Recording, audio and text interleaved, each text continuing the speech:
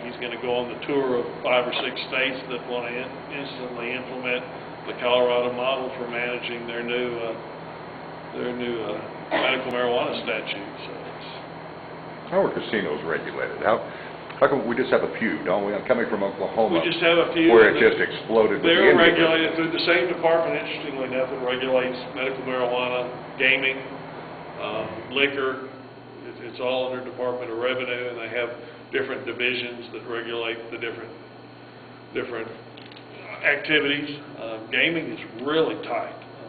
And that was actually one of the models we used for medical marijuana, was these same folks that we called auditors with guns, got into the oversight and actually set the program up. So it's really very strictly regulated. But there's always there's not much. As witness, we had a bill try to come through this year that was going to allow some video gaming, and it died in committee. I think the feeling is there's enough gaming already in Colorado with our casino areas that they don't want to see a significant expansion of that. I want to compliment you on your teamwork in developing some of those bills. I think it was the 12th of December. There was a special education cause. I think usually you've done a very good job. I'm sorry that I was late. No, that's all right. Thanks for being here.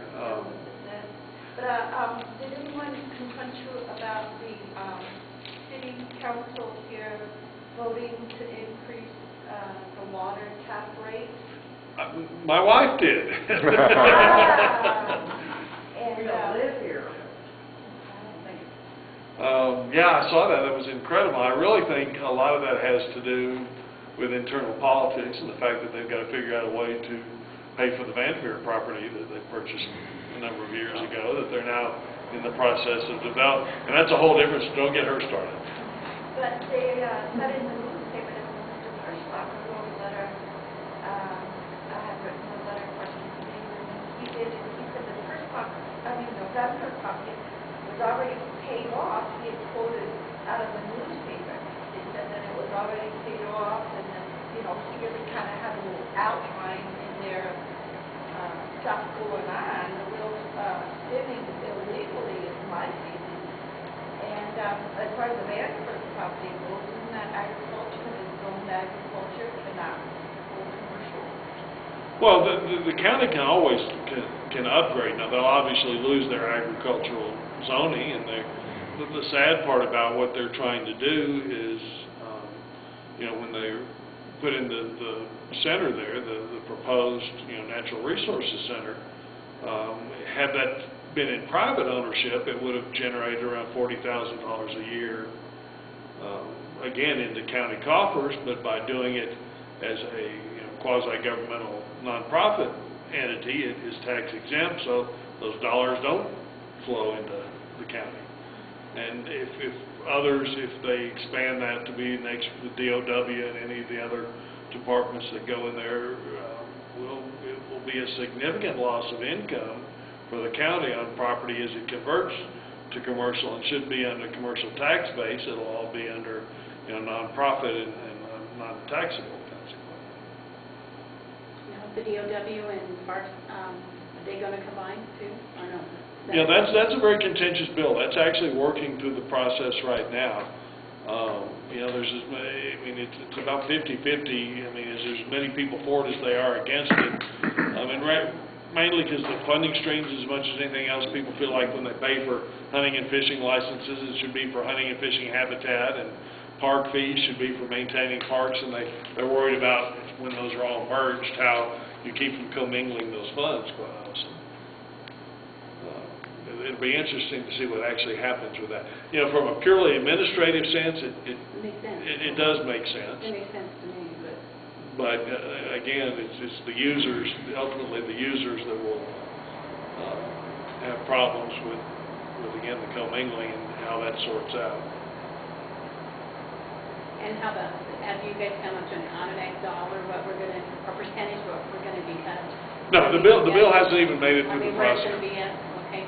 Well, I didn't know the representative from Pueblo, I believe he was pushing for that extra 2%, or more out of clergy. Oh, Or you're talking not about, I'm teachers. sorry, you're I talking don't about think para, it's yeah, para well, funding. the para was for sure. I knew I was going to pay my percentage of that, but I heard we might even be dropping up to at least. There was an effort to 12%. increase the employee participation in para funding another 2.5%. Right. That was actually negotiated out in the final budget, so that will not happen this year. Okay, so, and teachers, they're opted out also, right? Yes. Okay. But there was the original 2% Right. that you'll, So that's going to be for sure? that will be for Okay, sure. that's for sure, but they're Yeah. not going to get it? Not the other another 2.5%, no. Okay. But, you know, para's got problems. There's no question Oh, yeah. that para, para's been touting about an 8% return on investment, and their actual return on investment has been closer to 6. And again, we know the spin on that. At 8, the fund remains solvent. At 6, it goes insolvent rather quickly.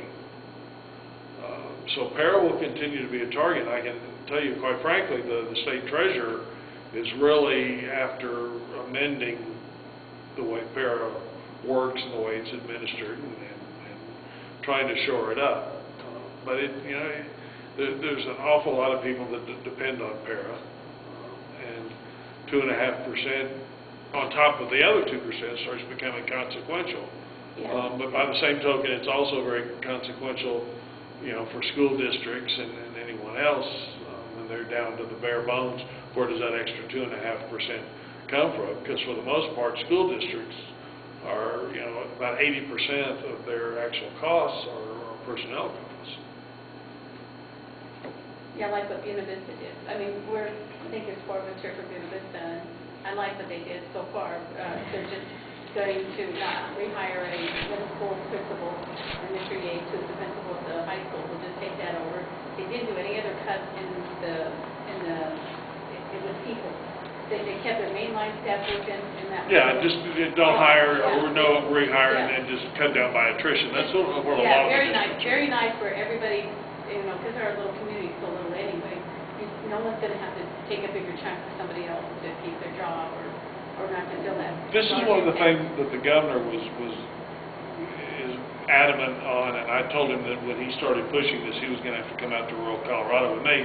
He's very big on consolidation, and so he starts talking about consolidation of districts. I said, good, I want you to come with me to Buena Vista or Salida, whichever the case may be, and tell them that the Salida Spartans, they're going to become Buena Vista Demons next month, or vice versa. My husband always said that. They would survive it. I'm from Iowa, and I'm from an area that became consolidated. Yeah, and that's Really? my husband said that might be I thought it would be better, made very beneficial for everybody. Well, I carried legislation 2 years ago that was associated with the BOCES, if you know what the BOCES is, to try to say we could start sharing some administrative function and consolidating, because that's where we'll start saving dollars. I mean, Salida and Buena Vista are a perfect example. You have no geographic limitation. You could have one superintendent that could really serve both districts, one business manager, one transportation system, for that matter, probably share food services, and start doing these administrative co-ops that would save the district money, and more money could go back to the classroom. It becomes kind of a matter of timing, though. You need to wait until one or both districts are looking for superintendents, and there's the impetus to do that. But I think out of necessity, it will be coming, and based on my conversations with the new governor, I think he will probably push that as part of his ongoing agenda, is some consolidation. Can schools do that now? Can they combine food buying power? Yeah, or they gas? can They can do that? Without dissolving a district, they can combine any kind of services they want to now, collaboratively. And we've already got that, we did set that up a couple of years ago, and the BOCES is actually the administrator of those co-ops. It's not as easy to dissolve an entire school district and absorb it into another. But you said there are how many school districts in the state? 178. And some as small as, 100 students. How many charter schools were designed from Pueblo on the Front Range? How many charter schools got going in the last, let's say 5 years? Well, there's been a lot of charter there are a schools. lot. I mean, I will tell you that, interestingly enough, the data originally, because of the student populations that charter schools were originally